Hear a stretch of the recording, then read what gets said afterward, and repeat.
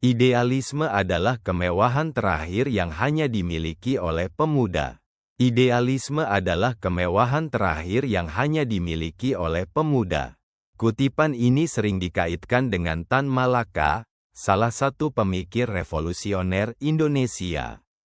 Ungkapan ini menggambarkan bahwa idealisme, gagasan tentang kebenaran, keadilan, dan perubahan, adalah sesuatu yang paling murni dimiliki oleh mereka yang masih muda. Namun, seiring bertambahnya usia, idealisme seringkali terkikis oleh realitas kehidupan.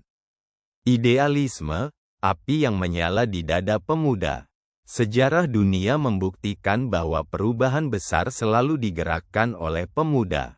Dari Revolusi Prancis, gerakan kemerdekaan di berbagai negara, hingga Reformasi 1998 di Indonesia, semua menunjukkan bahwa pemuda adalah ujung tombak perubahan. Mereka berani menantang status quo, menolak ketidakadilan, dan berusaha menciptakan dunia yang lebih baik. Pemuda memiliki keberanian untuk bermimpi dan bertindak tanpa takut kehilangan banyak hal. Mereka belum terbebani oleh tanggung jawab keluarga, pekerjaan, atau tekanan sosial yang sering membuat seseorang lebih kompromi terhadap kenyataan. Realitas yang menggerus idealisme. Namun, idealisme seringkali diuji oleh kenyataan hidup. Ketika seseorang mulai bekerja, membangun keluarga, dan menghadapi tuntutan ekonomi, idealisme bisa berubah menjadi sesuatu yang dianggap tidak realistis.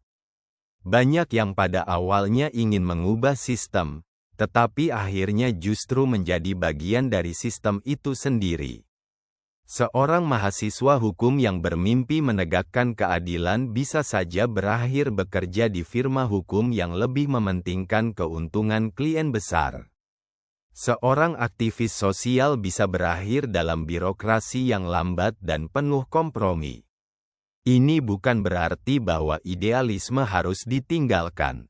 Sebaliknya, tantangannya adalah bagaimana tetap mempertahankan idealisme tanpa menjadi naif dan tetap bisa berkontribusi dalam sistem yang ada.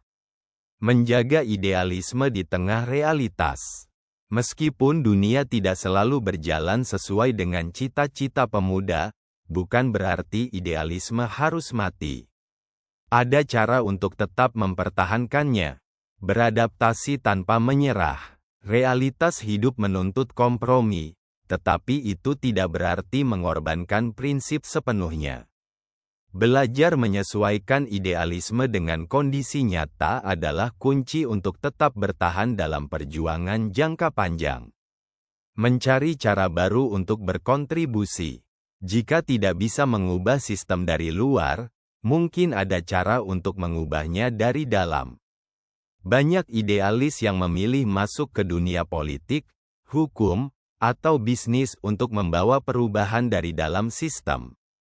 Menginspirasi generasi berikutnya. Jika idealisme mulai sulit diwujudkan secara pribadi, peran lain yang bisa diambil adalah menjadi inspirasi bagi generasi muda berikutnya. Memberikan pengalaman, membimbing, dan membuka jalan bagi pemuda lain agar tetap memperjuangkan idealisme mereka. Idealisme tidak harus mati. Idealisme memang sering dikaitkan dengan pemuda, tetapi bukan berarti harus hilang seiring bertambahnya usia. Justru, tantangannya adalah bagaimana menjaga idealisme tetap hidup dalam dunia yang penuh kompromi. Karena pada akhirnya, meskipun idealisme adalah kemewahan yang paling sering dimiliki oleh pemuda, dunia tetap membutuhkan orang-orang yang mempertahankannya hingga akhir hayat. Sebab, tanpa idealisme, dunia akan kehilangan harapan untuk menjadi lebih baik.